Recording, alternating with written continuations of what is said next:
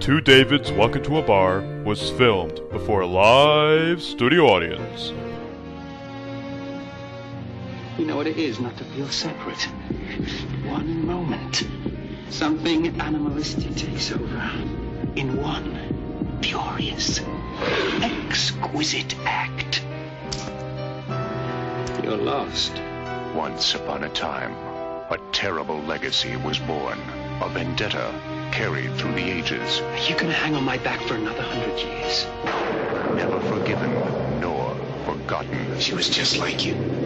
Couldn't have known her. This picture's too old. I didn't know you loved that girl. I didn't know the feeling was possible. But now you do. Cold hands. Now, a new woman has come between them. It's not your concern, isn't it? You took the woman that I love without a second thought.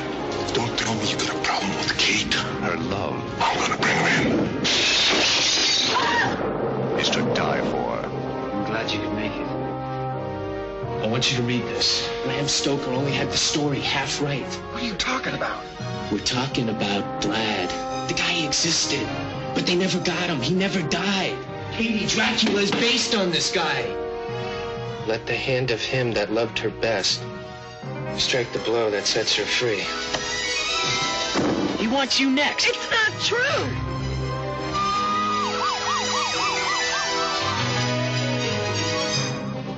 I should be fighting to keep you, and instead I'm desperately trying not to. But you can't replace her. She was light. You can't touch me! If you love her, if you care anything about her, let her go. Scores Pictures presents To Die For.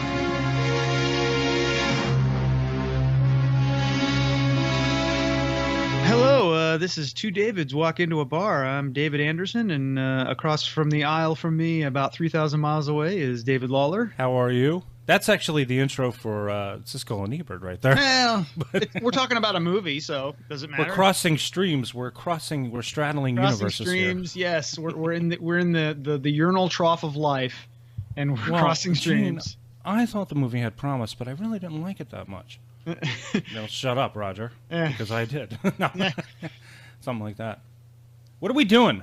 Okay, we're talking about this movie, Dracula. Let's see, A Love Story to Die For. Right, which was not the original title. The original just title called To Die For.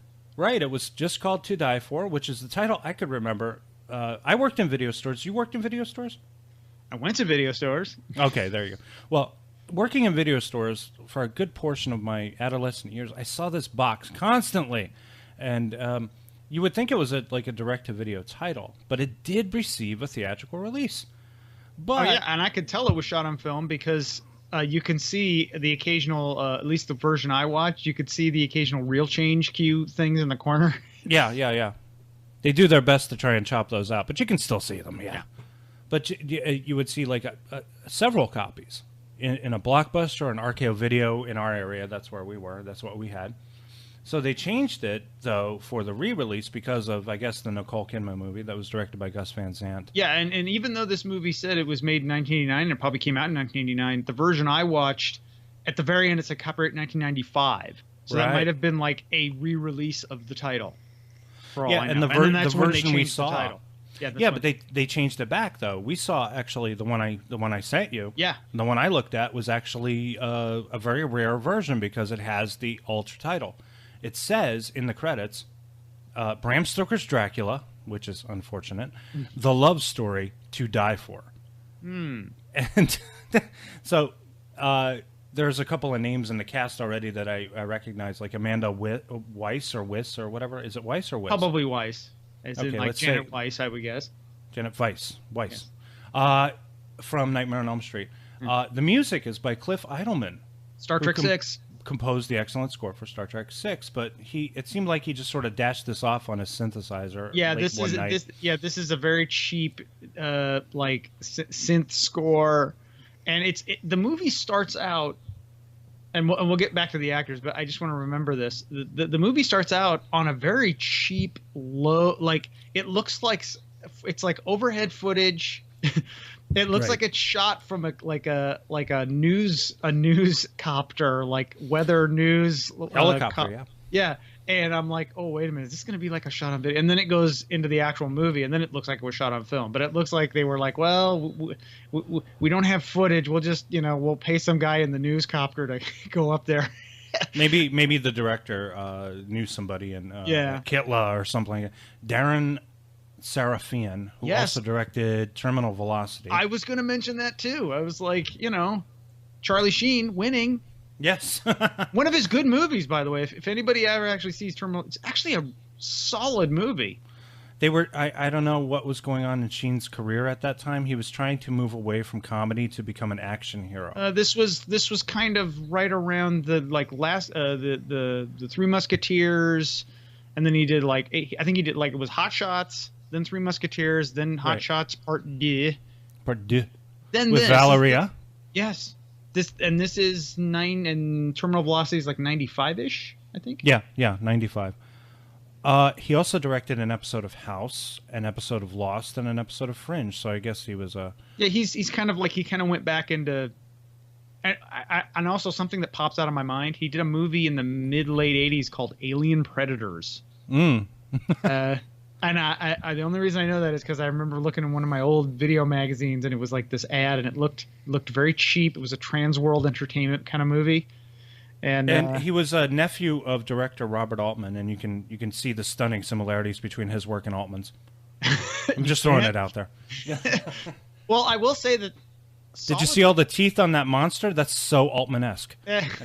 I will say, for what it was a well-made movie. I'd say it was well directed for what they were trying to do, or what who knows how it was cut up, and what the producer said. Hey, we don't like this. We want more of this. If you told me that this movie cost $100, I would have been like, wow. Yeah. Yeah. Now, according to the trivia here, the film was released on VHS by Academy Entertainment in the late 1980s, then released on DVD under that title, Bram Stoker's To Die For, under the title Bram Stoker's To Die For, by Triumph Marketing in 2005, and that version's currently out of print. Mm-hmm. Bram Stoker never wrote a book called To Die For, so I don't know where they got that title from. Well, isn't it always Bram Stoker's Dracula somewhere in there? Bram Stoker's. No, it had 3 titles. When it was originally came out as To Die For, then it came out as that version that we saw, the love story, blah blah blah, To Die For, and then it was re-released as Bram Stoker's To Die For, which I guess Nicole Kidman is a vampire news anchor person who kills people. She kind of was. She was kind of an emotional vampire in that movie. Really, she was an emotional. Well, she was like what they are, what people are. People are all about their careers. But most people are a little bit less murdery, a little bit. Wasn't less. Matt Dillon in that movie? Matt Dillon. Is he the guy that she had murdered, or I can't even remember? I know it was her and Joaquin Phoenix. I think she might have been married to him. I'm not sure. Joaquin Phoenix was the student that killer. she seduces. Yeah. This is all. That was actually based on a true story too. The Idiot. Yes. It's you know what? That was a movie that got a lot of publicity and a lot of hype, and I watched it and I was like so what? I had a so what? I have that feeling about Gus Van Sant as a director anyway. Every time he makes a movie, they always make it out to be something more important than it is, and I'm just like, so what? I think the best movie Gus Van Sant made, well, he made 2 good movies. He made Drugstore Cowboy, and he made Good Will Hunting. Good Will Hunting, yeah. That one I saw in But that's Good Will Hunting is like a conventional movie. It is. It's not like somebody trying to make an art house movie. It's actually an art house guy trying to make a conventional movie, and it does quite well. And it's a lot of it has to do with the script.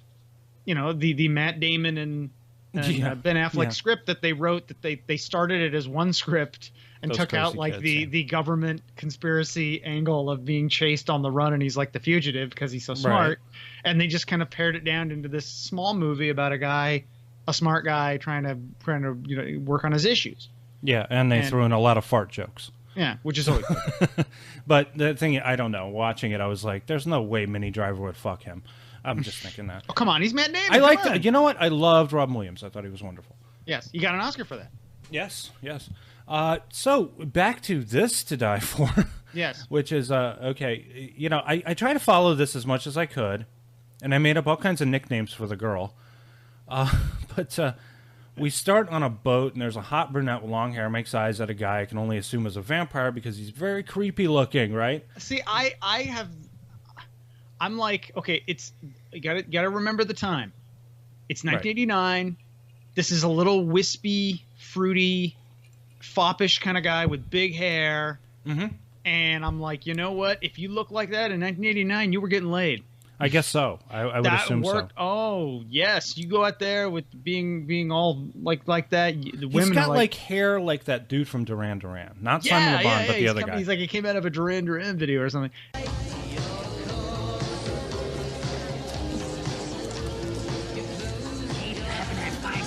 Talk to you. We talk every day. No, you think I'm ignoring you, don't you? I don't. You know, Ben's new wife looks exactly like his first wife. I called her Lynn twice. I mean, it's practically career suicide. Katie, you're not paying attention. How about a little kiss? Martin, you're drunk. Sure, then I need you on my arm. Back me up. Come on. Hey, there you are. I've been looking all over for you. Excuse me. Hey, Mart, thanks for the invite. I'm having a great time. Hey, not now, Rich. I'm kind of busy. You dog. I'm gonna get a drink. Okay.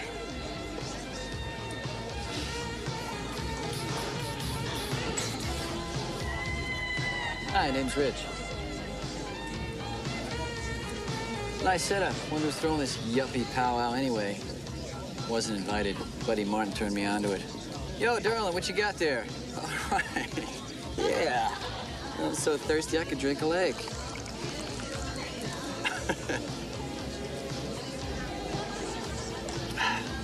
You look like you need a drink. Yo, darling, come on back here. My pal's half parched. Come on, have something.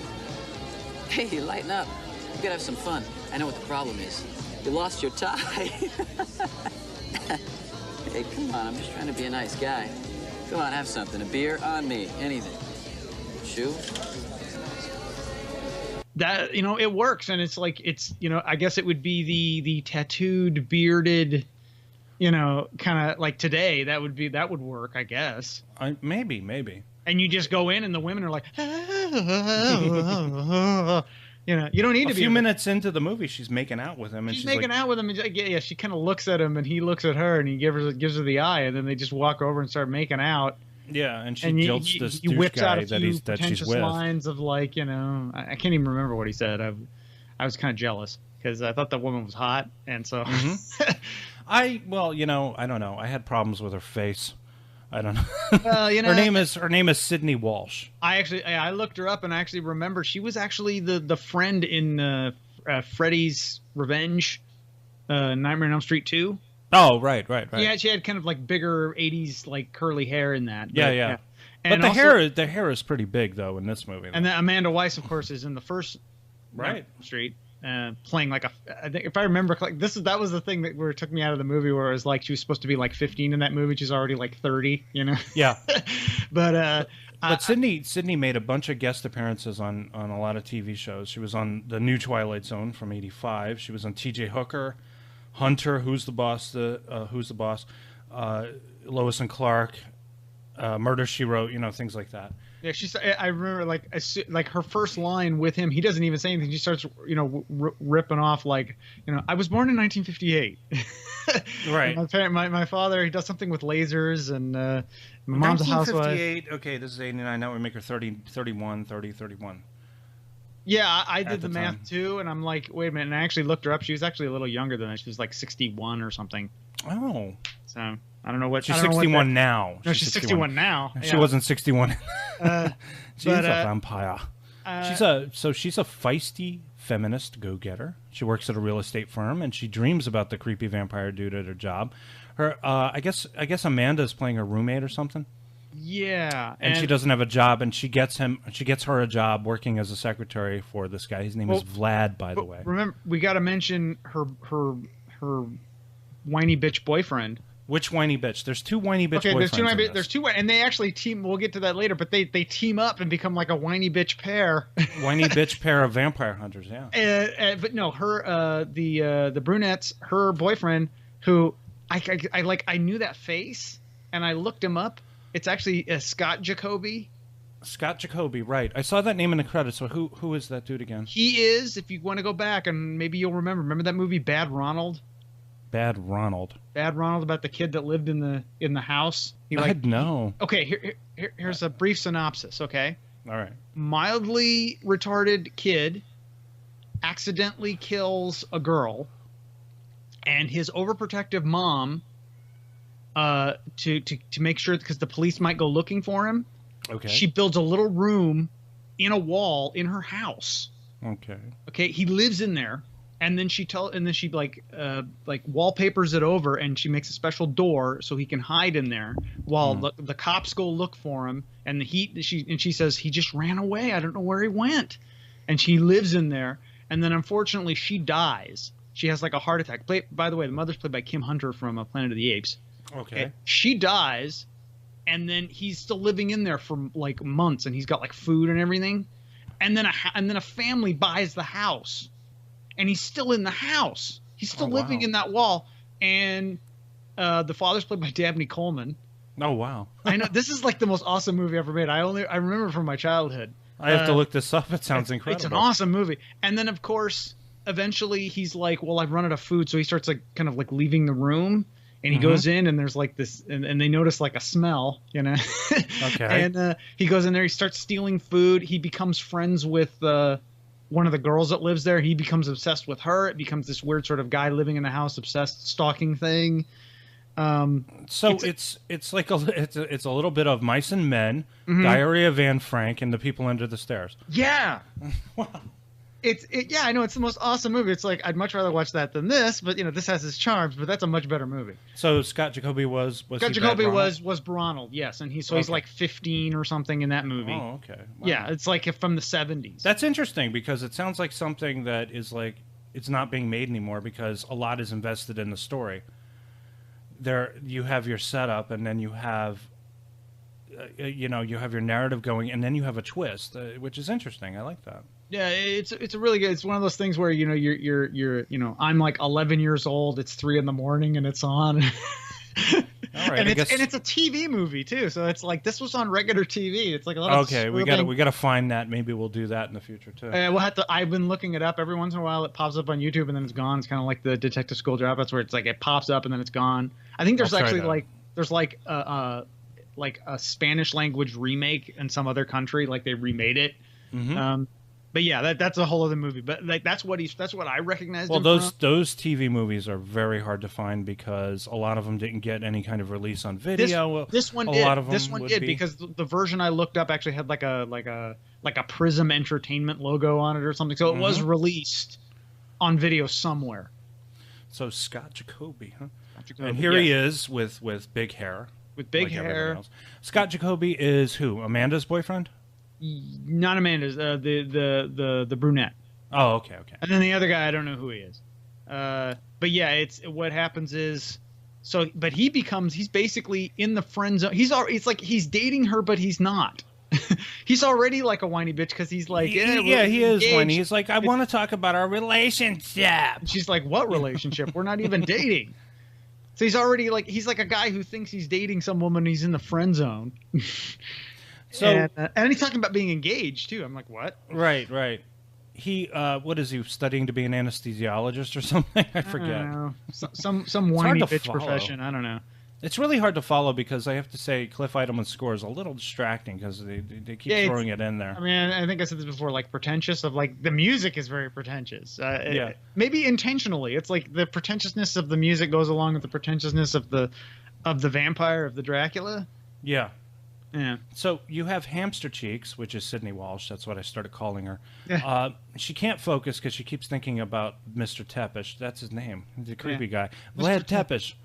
Vlad, cute name there. So he wants to see a house at night, and she's a real estate agent. I did mention that actually. It's a house, but it's almost like they found the most sort of Dracula castle-y looking house in Los Angeles that they could find to use. Yeah.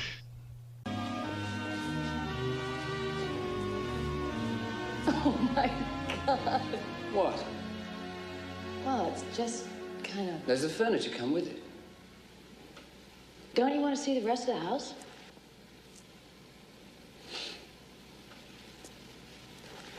I'll check into it. Do that. Check into it. You think you are so cool.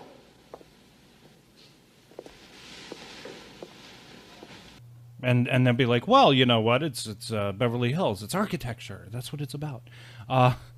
Sydney, I think she's a little over the top. She's very soap opera in her acting in the movie.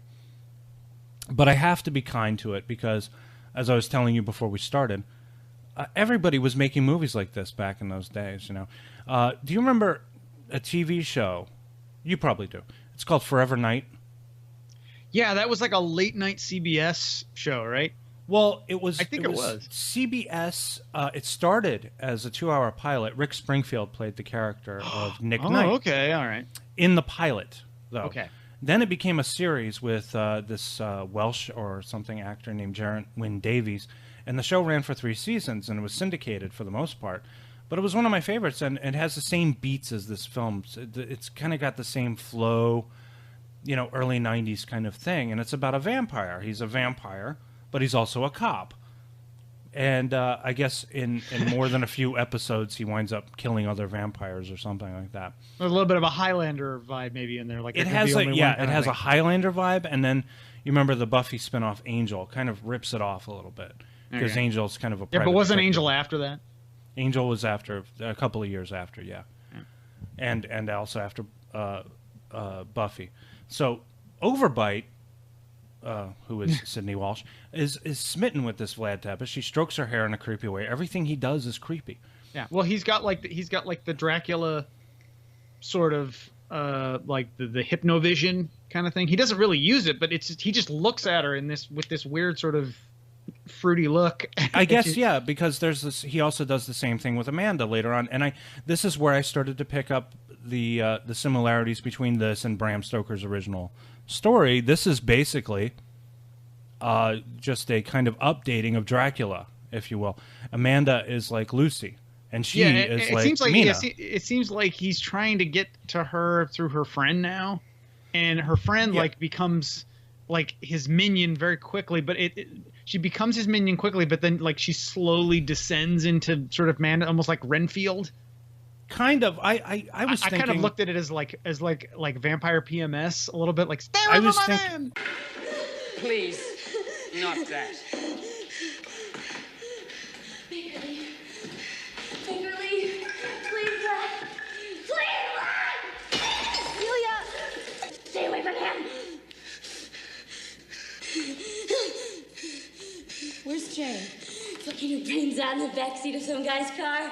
She'd be following your lead. Celia. Get out. What have I done? Get out. Celia, what's going on? He's mine. He's mine. I need him. I'm sorry. I didn't mean to hurt you. Shut up. Let's go, Susie. Please. Let's just go home. I'll take you. Stay away from me. I was thinking that his friend, the really bad guy, was more of the Renfield, but I guess you're right. She's kind of a combination of Lucy and Renfield. What was the dude with the sunglasses? He wears them at night. I didn't understand what his deal was, because they get to that later where it's like, and maybe this was why we were talking about Detective School Dropouts. Maybe this is why it reminded you of that, where it's like the painting. It's like the painting of this woman, and that's why he picked her, because she looks like the woman in the painting, even though she looks nothing like that woman in the painting. I don't know. Maybe I don't know. Maybe I was thinking on something. You know what I was thinking? I was thinking I need to get David Anderson back for what he did to me. So I'm just going to pick something at random that I know was around. So I picked this one. Yeah, but let's go with painting. Yeah, don't throw me in the briar patch. You know, I didn't hate this movie. It wasn't like a torturous. I mean, I got to say, I probably liked it more than Detective School Dropouts, because it was entertaining. It was fun to laugh at, and you could hear it. I could hear it. Actually, not only could I hear it, I was watching it on my sort of plasma surround sound setup and everything. Right. This movie was mixed in full surround sound. You know, it had good sound, like it was coming out of every speaker. So it was a halfway well made movie. It was a competently made film. Mm-hmm. You know, maybe those Robert Altman genes were. Okay, so Vlad and the bad dude obviously know each other, and Vlad is looking to replace his lost love, and I guess that's where the Dracula similarity starts. But it's kind of cheap, at least compared to Coppola's take a couple of years later. Mm-hmm. Well, yeah, like compare this to other movies around the same time. Your Lost Boys, your Fright Night, those are much better movies. There's only better movies. They're more well made. They have more money, but I'm saying still the same spirit too. The right? same. I mean, it's like you can't remove the period in which this was shot. You know, it's like it's there. It's ever present. Well, that's why when you have Sexy Dracula, he just looks like a fop. You know, he looks like he's the lead singer of The Damned. Well, who's the lead? Who is the lead vampire in Lost Boys? Kiefer Sutherland. Kiefer? Is it Kiefer? Or it's either that or that guy who was actually like I forgot his name. At the very end, when you realize he was a vampire. Edward Herrmann. Edward Herrmann, yeah. Either he's the leader, or I think he was actually. Edward Herrmann is not sexy. No, he's FDR. No, in Annie. It's very much like an updating, and the history is absent, and the characters are performing blind until. I guess the boyfriend looks it up and he figures out, hey, Vlad Tepes was the name of Vlad the Impaler, suspected of being a vampire. I'm also remembering like this is 6 years before, say, Interview with a Vampire. Right. Interview with a Vampire, a lot of the same themes, a lot of the same tone, but way more well made. And although I saw that in the theater a couple of times actually, is Tom and Cruise Dracula. A sexy man in that movie? No. No, he's not. He's. I mean, I say this as a heterosexual man. He's a much more attractive man just being Tom Cruise.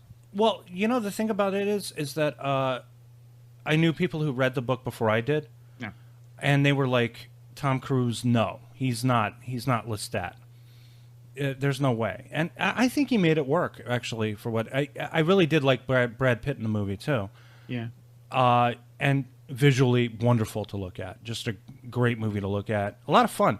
And kind of sad too. You kind of feel for these people in a way. But when it comes to what really did it as far as bringing vampires back into the pop culture, I think was probably the Coppola movie. For some reason. After that, because this is interesting, because this movie came out before this big vampire boom. Right before. Like the Coppola was 92, late 92. And so was Buffy the Vampire Slayer, the original movie, came out in 92.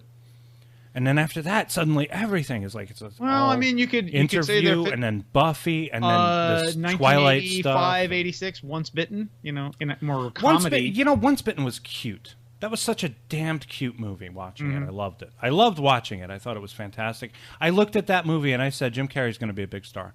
He did that, and then he went off and did that didn't work. So these movies like Once Bitten. There was another one called Transylvania 6500 or 65,000. Yes. Yeah, it's goofy vampire stuff, very schlocky, very shtick. There's a lot of shtick involved, and that was more comedy. We were setting off a dramatic tone. This has everything some that we're shtick. watching now. It's like there are moments where it's like they realize the silliness of what they're doing. Yeah, like the whole bit in the hospital when Amanda's character dies or something. Yeah, the whole thing. He's trying to explain vampires to this person, and it's like vampire movies don't exist in this world. Vampire books don't exist. I wish we could come up with a name for that where we're not really aware of all the fiction that preceded it, right? Mm-hmm. Like there are movies that are meta. Like you look at a Tarantino movie, and there's obviously beats there that he's taking from other movies, and he seems to have his characters aware of it. Speaking of meta, I want to talk about the various actors in this movie. Like I said, like you've got a couple of people from Nightmare on Elm Street. You've got the guy from Bad Ronald. Mm-hmm. You've got a guy from Night of the Living Dead. Dwayne Jones, right? Dwayne Jones. He's only in it for like 5 minutes. He's the cop, right? He's one of the cops. He's the black guy. There's two black guys because there's another black cop at the end when they finally get to the carnage at the end. Right. There's another black cop, but yeah, he comes in. He basically just yells at her or something. I don't remember exactly what he did. And God, there's like a few other actors in there where it's like I remember them. So it's like you see, and then you have, the director is kind of well known. You get Cliff Eidelman. So it's like all these people either went off to go do better things, or they did better things before. Or they died right after. Yeah. But this is like a nexus of talent, wasted talent kind of thing. But I have no doubt that Coppola watched this movie while he was working on Dracula, because there's some beats in there that are very similar. I'm sure Keanu Reeves watched it and did his performance based on some of the things in that, because he was kind of in his crappy phase then. So I am like handling real estate for this dude. Yeah. Excellent. Winona Ryder had a few years to perfect a really crappy British accent. Alex Winter was in Lost Boys, so that's right. He was also in Death Wish 3. That's a great movie. Yes.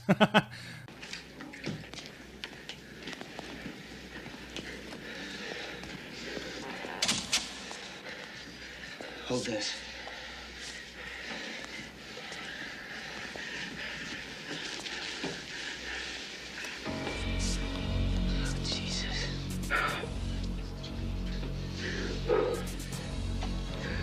Okay, what happens now? Let the hand of him that loved her best strike the blow that sets her free. You're kidding me. You gotta do it.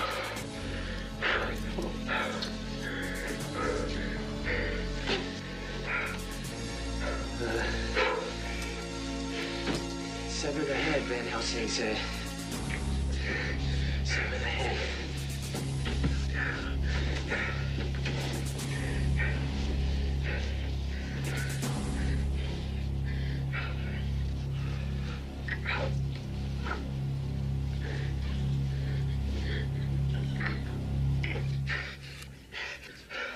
Oh, God.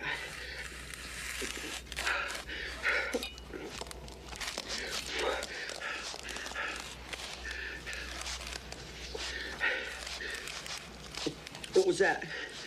Language.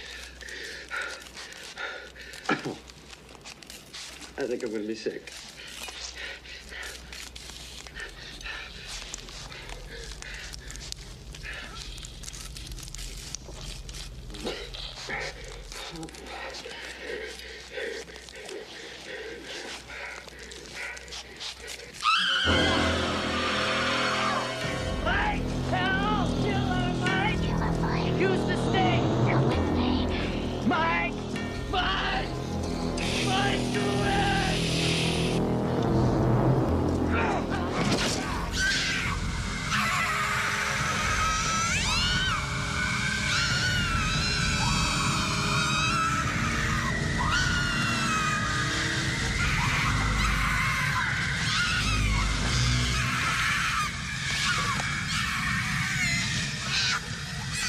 So, I also want to mention John Buechler did the special effects. Yeah, he's always good. Like, all of this stuff is always good, and he directed Troll. Do you remember the movie Troll with? I love the movie Troll with Michael Sonny Moriarty, Sonny Bono, yeah, and Julia Louis-Dreyfus. Julia Louis-Dreyfus, who Brad turns Hall. into her husband Brad Hall, who turns into a tree or something, and she becomes like a wood nymph. Yeah. He directed these, and then he comes. It's like, John, we need you for this movie. We couldn't get Tom Savini. He's like, I'm there. He also did Friday the 13th Part 7. The New Blood. The New Blood, which I saw in the theater. Lar Park Lincoln. Yes. Right.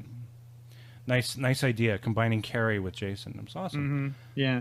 So, but also, I found this very interesting in the end credits, that the movie had such a large crew, but there was no MPAA certification. I was wondering, was it a union shoot or not? I guess not. Perhaps it was because it was direct-to-video. It was like... I think I'm wondering if they thought, well, we want to make sure it gets played in the theaters because we want to have Oscar consideration. Yes. They had to make it in right before the Oscar deadline. They sent ads to everybody. Yeah, for your consideration. Best actor, best whiny bitch, Christopher. Yes.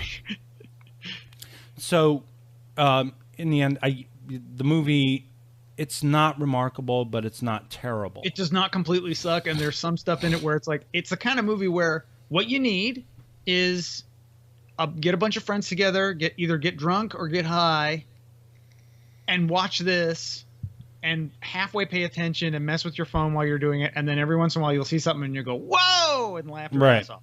And that's kind of the kind of movie it is. Maybe, I don't know if that was the intention, but that's the kind of movie it is. It's well, the filmmaker, when he's making the movie, he's not fixated or focused on the quality outside of what he thinks is good. It's like, this is my statement, this is what I want to do. You know what? I felt like, and that's why there's a disconnect between the filmmaker and the audience, because the audience is going to look at it and say, "My God, this is terrible," or something like that. And you never, as the filmmaker, you never have that thought in the back of your head. You're just they're like, probably like, "Here, you have this amount of money. Go do something with it." And he was like, "Well, I'm going to do the best. I'm going to be the best Magilla Gorilla that I can be. You know, I'm going to do the best I can." All right, that's. I guess we're done talking about this. This has been To Die For, huh? To Die For.